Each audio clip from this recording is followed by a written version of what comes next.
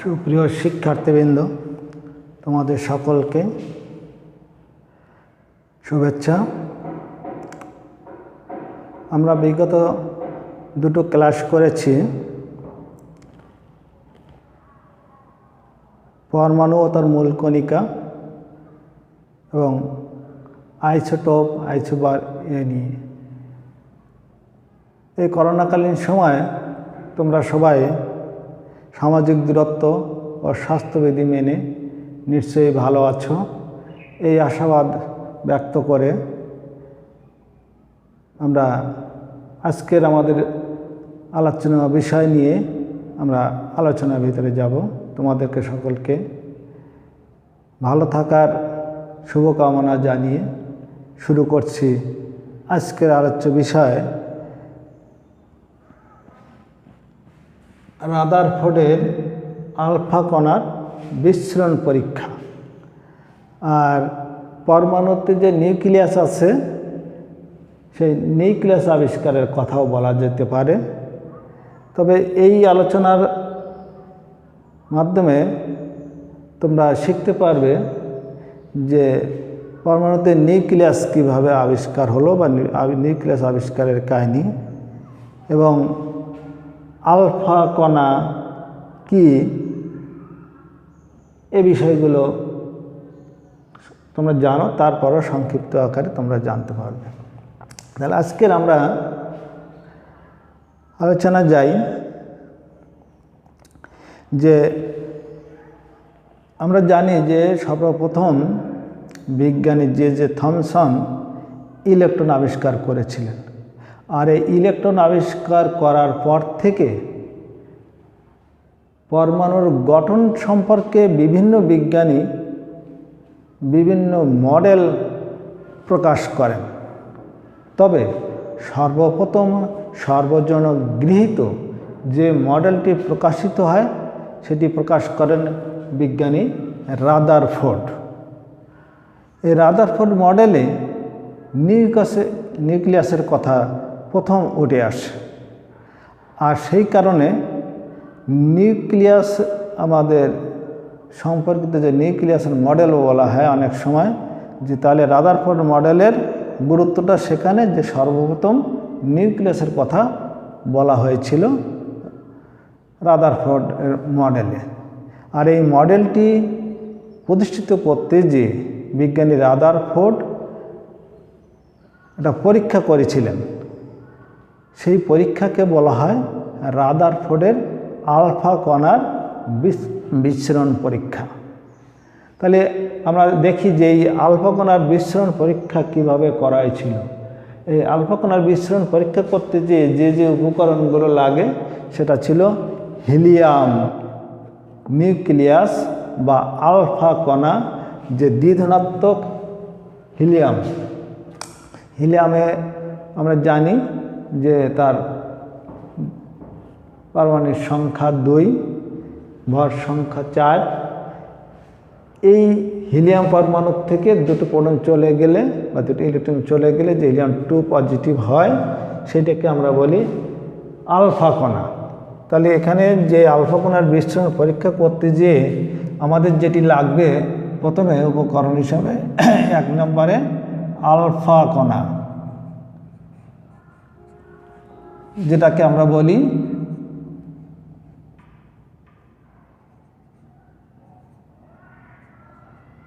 এভাবে আমরা আলফা কণা বলি। এটা আমাদের এই পরীক্ষার জন্য প্রয়োজন। 2 নম্বরে যেটি লাগবে সেটি একটি স্বর্ণের পাতলা সোনার পাত, যেটাকে আমরা বলি সোনা পাতলা।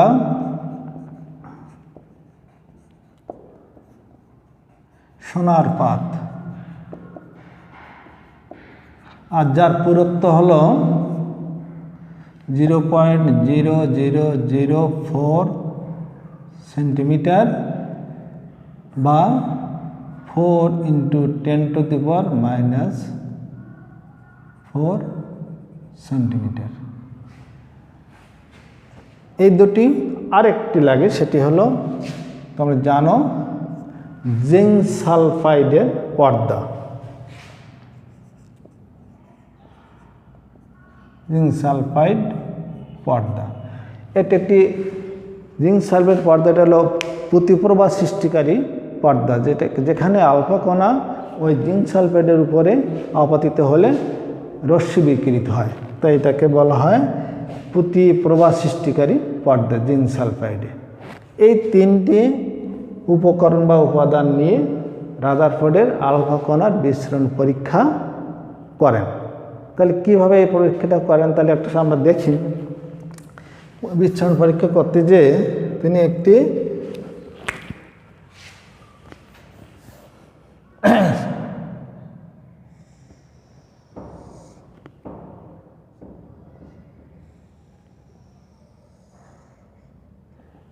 একটা জিঙ্ক সালফাইডের পর্দা নিলাম আর স্বর্ণের পাত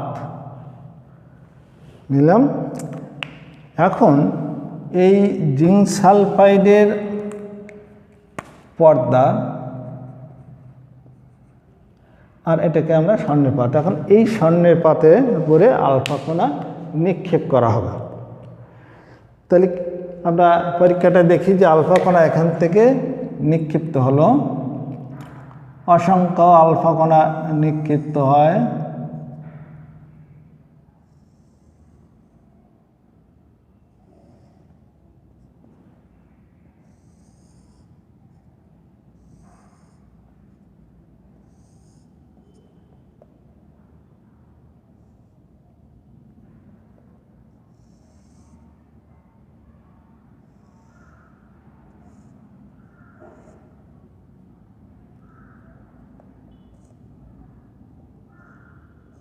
এটা ফিরে আসলো।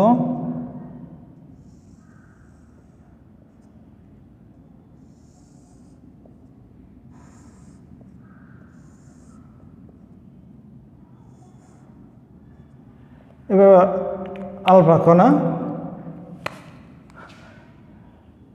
জিঙ্ক সালফাইডের উপরে স্বর্ণপাত ভেদ করে যে জিঙ্ক সালফাইডের উপরে নিক্ষিপ্ত হলো, তাহলে এখানে কিছুটা প্রতিপ্রবাহ সৃষ্টি হয়, আলোকিত হয়।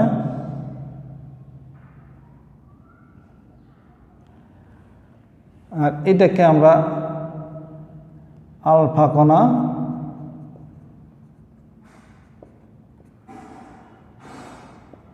দ্বিধনাত্মক আমরা এইভাবে দেখাতে পারি।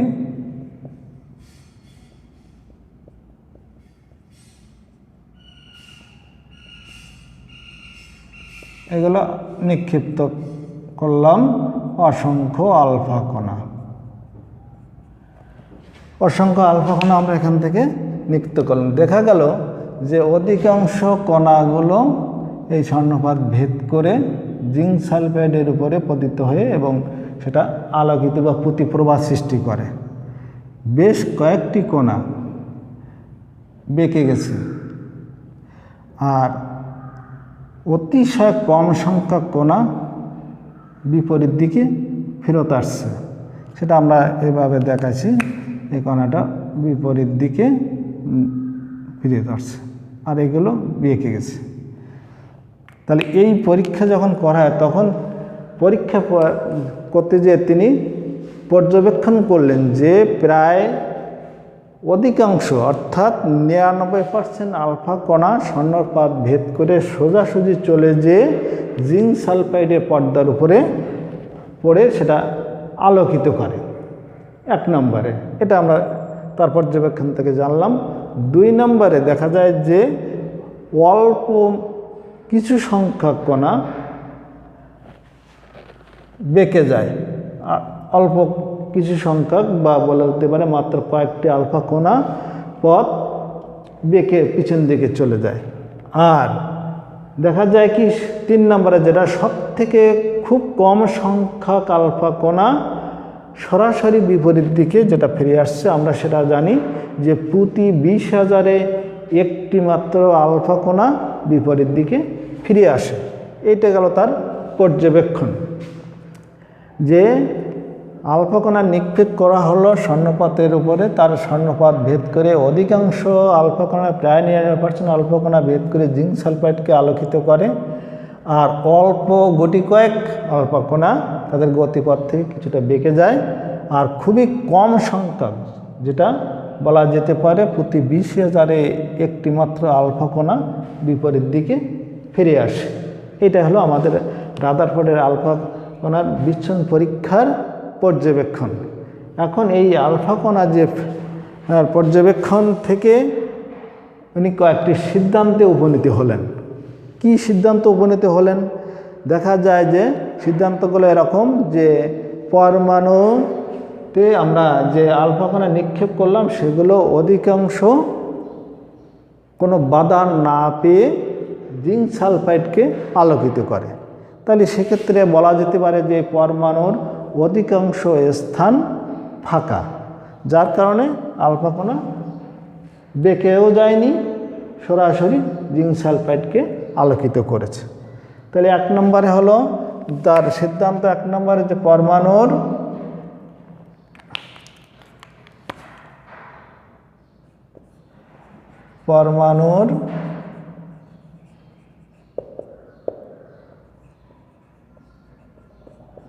অধিকাংশ স্থান ফাঁকা। 1 নম্বর সিদ্ধান্ত উপনীত হলেন যেহেতু পরমাণু ফাঁকা থাকার কারণে আলফা কণা বাধাগ্রস্ত হয়নি, তাই পরমাণুর অধিকাংশ স্থান ফাঁকা। তারপরে দেখা যায় যে পরমাণুর মধ্যবর্তী স্থানে এই আলফা কণা বেঁকে গিয়েছে। এই নিশ্চয়ই এই যেখানে বেঁকে গেছে মধ্যবর্তী, সেখানে নিশ্চয়ই কোনো পজিটিভ চার্জ আছে বা ভারী বস্তু আছে, কারণ আমরা জানি সমমেরুতে বিকর্ষণ করে আর বিপরীত মেরুতে আকর্ষণ করে। তাহলে আমরা এখানে পজিটিভ চার্জ দিচ্ছি, তাহলে এখানে বিকর্ষিত হচ্ছে, তাহলে নিশ্চয়ই কেন্দ্রে একটা পজিটিভ চার্জ আছে। এবং যেহেতু আলফা কণা হালকা, তাই ওইটা পজিটিভ চার্জ এবং ভারী বস্তু, এই পজিটিভ চার্জ এবং ভারী বস্তু আছে বিধায় আমরা এই ভারী বস্তু এবং ধনাত্মক চার্জ বিশিষ্ট এই বস্তুর নামই উনি দিলেন নিউক্লিয়াস। তাহলে 2 নম্বর সিদ্ধান্তে আমরা আসতে পারলাম তার মাধ্যমে যে মধ্যবর্তী যে একটা ভারী বস্তু আছে যেটা ধনাত্মক চার্জ বিশিষ্ট, এই ভারী এবং ধনাত্মক চার্জ বিশিষ্ট বস্তুর নামই হলো নিউক্লিয়াস। 2 নম্বরে গেল। 3 নম্বরে বলা যেতে পারে যে পরমাণুর অধিকাংশ স্থান ফাঁকা এবং কেন্দ্রে আছে ভারী বস্তু এবং পজিটিভ চার্জ। তাহলে এই ফাঁকা স্থানগুলোতে নিশ্চয়ই এই ধনাত্মক চার্জের বিপরীত চার্জ বিশিষ্ট যেটাকে আমরা বলি ইলেকট্রন, এই ইলেকট্রন নিশ্চয়ই এই ফাঁকা স্থানগুলোতে অবস্থান করে। তাই আমরা বলতে পারি যে ইলেকট্রনের ভর নগণ্য হয়, আমরা একে পরমাণুর চারিপাশে ফাঁকা স্থানে অবস্থানরত অবস্থা বলে ধরে নেওয়া হয়। এবং নিউক্লিয়াসে পরমাণুর প্রায় সমস্ত ভর 99.97% ভর এই সমস্তটাই নিউক্লিয়াসে পুঞ্জীভূত থাকে। তাহলে 3 নম্বর সিদ্ধান্ত হলো যে পরমাণুর যে ফাঁকা স্থান, সেই ফাঁকা স্থানে ইলেকট্রন আছে বা অবস্থান করে এবং ইলেকট্রনের ভর নগণ্য হওয়ায় এই ফাঁকা স্থানে চারিপাশে এই ইলেকট্রন অবস্থান করে এবং নিউক্লিয়াসে পরমাণুর সমস্ত ভর পুঞ্জীভূত থাকে বা অবস্থান করে। সেটা কত? 99.97%। তাহলে 3টা সিদ্ধান্ত আমরা পেলাম, যে একটা হলো ফাঁকা স্থান, 2 বললাম যে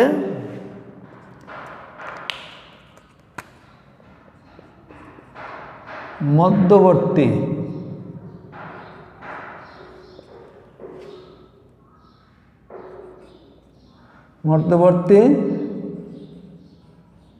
ভারী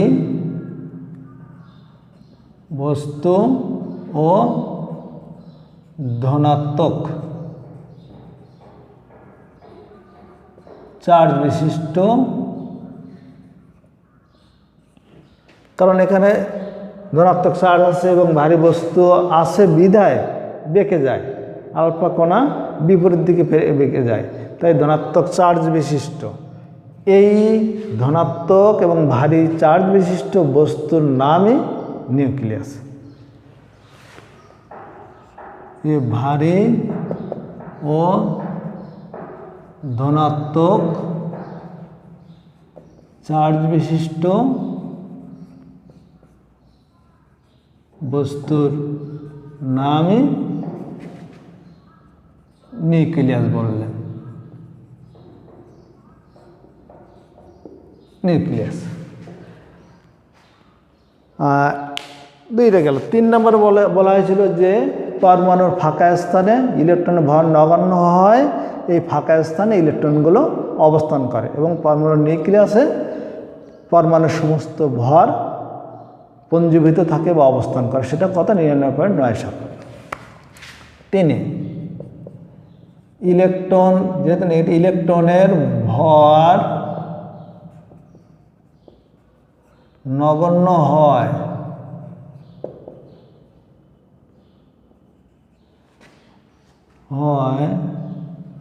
একে পরমাণুর ফাঁকা স্থানে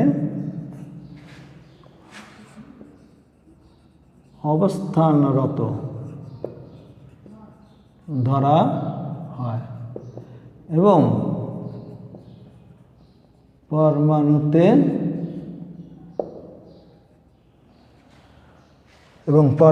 ভর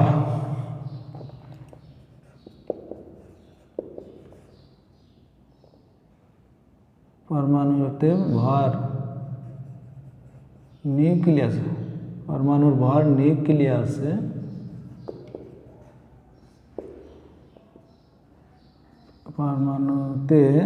পরমাণুতে প্রায় সমস্ত ভর, নিউক্লিয়াসে কত? 99.97%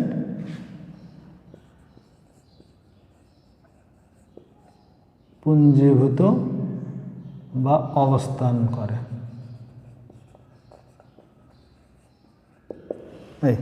তাহলে ইলেকট্রন ভর নগণ্য হয়, একে পরমাণুর ফাঁকা স্থানে অবস্থানরত ধরা হয় এবং নিউক্লিয়াসে পরমাণুর প্রায় সমস্ত ভর 99.97% অবস্থান করে বা পুঞ্জীভূত করে। গেল 3। 4 নম্বরে আছে যে আলফা কণা, বেশ করে আলফা কণা বেঁকে যায়, একে বেঁকে যায়। এই বেঁকে যাওয়া আলফা কণার বেঁকে যাওয়া বা গতিপথের হিসাব থেকে রাদারফোর্ড বললেন পরমাণুতে সমান সংখ্যক ধনাত্মক চার্জ বিশিষ্ট যে প্রোটন থাকে যাকে বলা হয় পারমাণবিক সংখ্যা। অর্থাৎ আলফা কণার গতিপথের হিসাব থেকে রাদারফোর্ড বললেন পারমাণবিক সংখ্যার সমান সংখ্যক ধনাত্মক চার্জ নিউক্লিয়াসে থাকে। তাহলে কি বলা যেতে পারে? আলফা কণার গতিপথের হিসাব থেকে, আলফা কণার গতিপথের হিসাব থেকে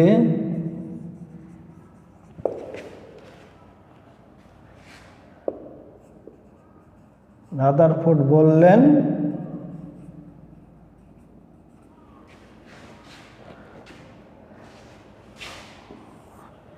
বললেন পারমাণবিক সংখ্যার সমান সংখ্যক ধনাত্মক চার্জ,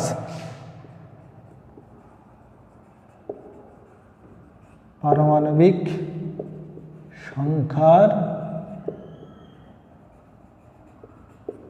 সমান সংখ্যক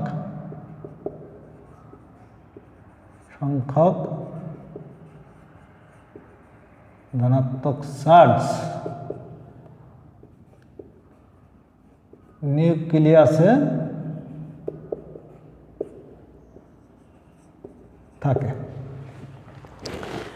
তাহলে এই 4টে সিদ্ধান্ত পেলাম। আর পাওয়া যেতে পারে আরেকটি আছে যে পরমাণুর ব্যাস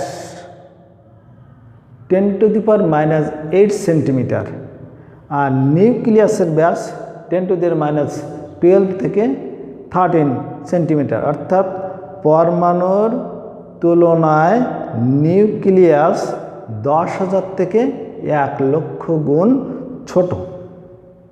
আরেকটা কী বলা যেতে পারে, যার 5 নম্বরে আমরা বললাম যে পরমাণুর ব্যাস 10⁻⁻8 সেন্টিমিটার।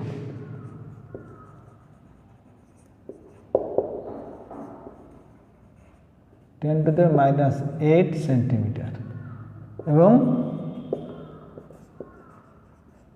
নিউক্লিয়াসের ব্যাস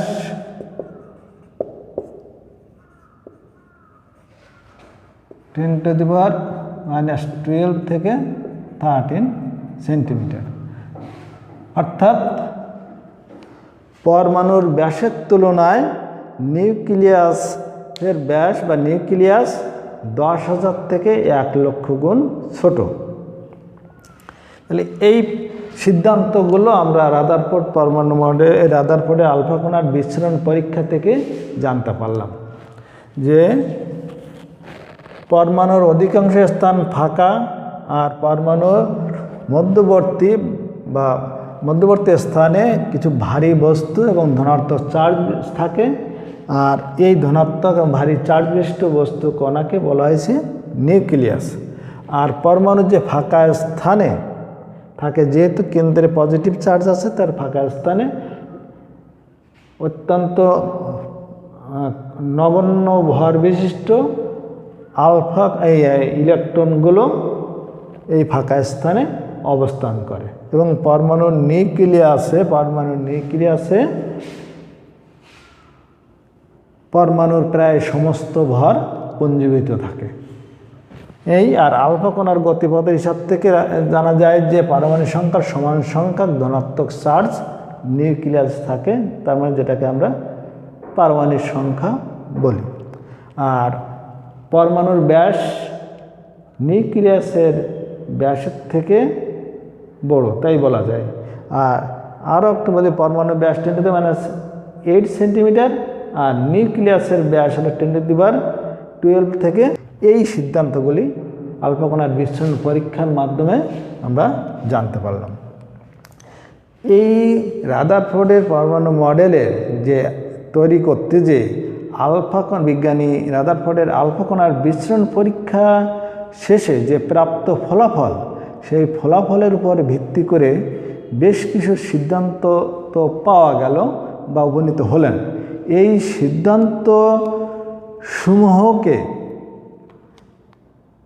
বিজ্ঞানী রাদারফোর্ড পরমাণুর গঠন কাঠামো হিসাবে প্রস্তাব করেন, যে পরমাণুর গঠন, পরমাণুর ভিতরের গঠন কেমন, পরমাণু দেখতে কেমন, পরমাণুর ভিতরকার গঠন কেমন, এই পরমাণুর গঠনের হিসাবে তিনি এই সিদ্ধান্তগুলোকে প্রস্তাব করলেন পরমাণুর মডেল হিসাবে।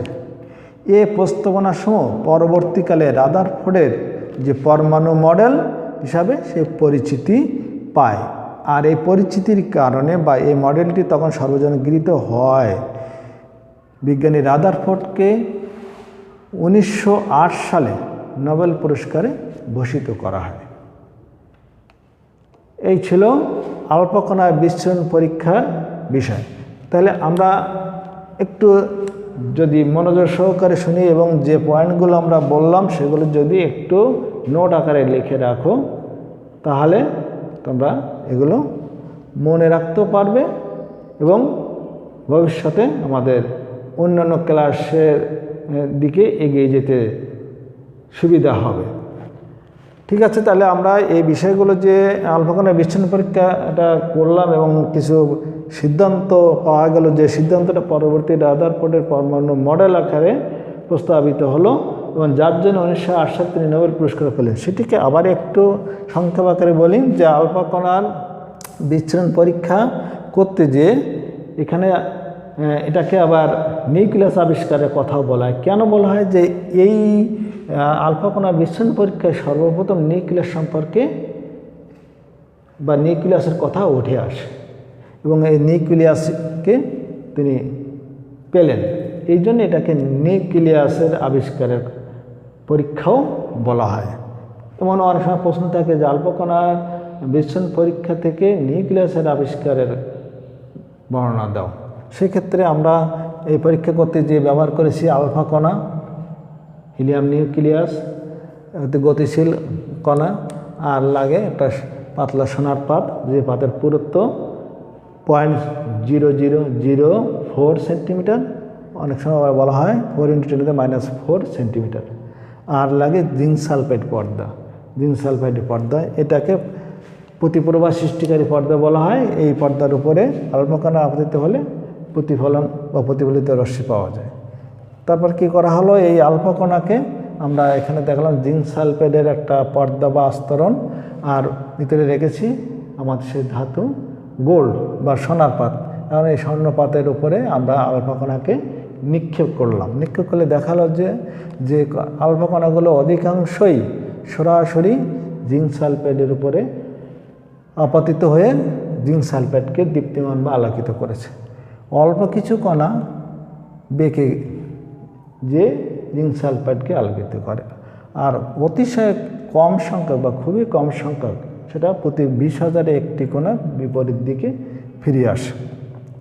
তাহলে এই হলো আমাদের পর্যবেক্ষণ। এই পর্যবেক্ষণের পরে সিদ্ধান্ত হলো যে যেহেতু অধিকাংশ কণা জিঙ্ক সালফাইডকে আলোকিত করেছে কোনো বাধা না পেয়ে, তাহলে এই পরমাণুর অধিকাংশ স্থান ফাঁকা।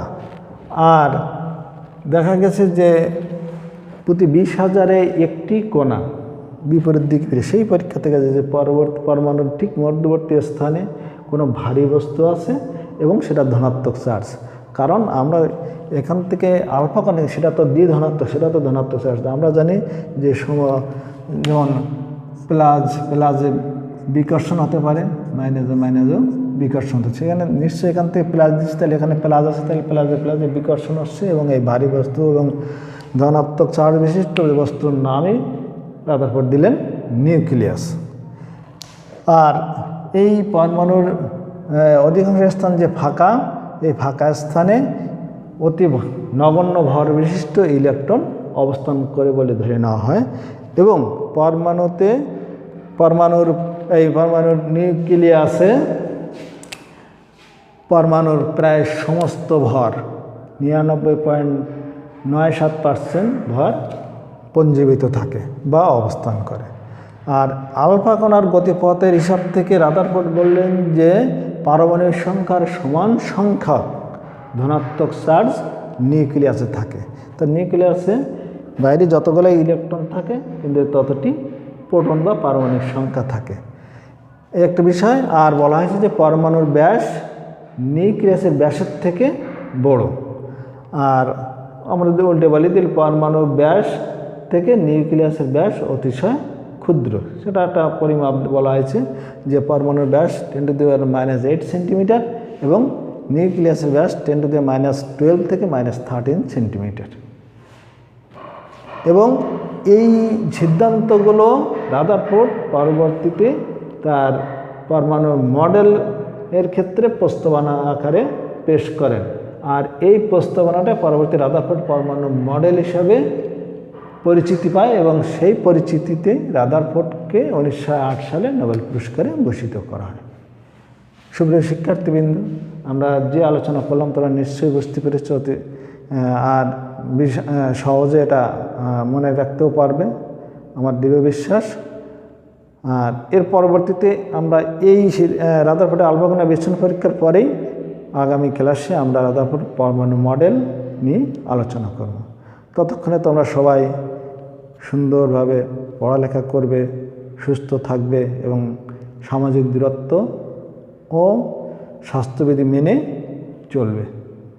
তোমাদের সকলকে এই সময়ে ধৈর্য ধরে এটা শ্রবণ করার জন্য এবং লিখে রাখার জন্য অনেক অনেক ধন্যবাদ। সবাই ভালো থাকো।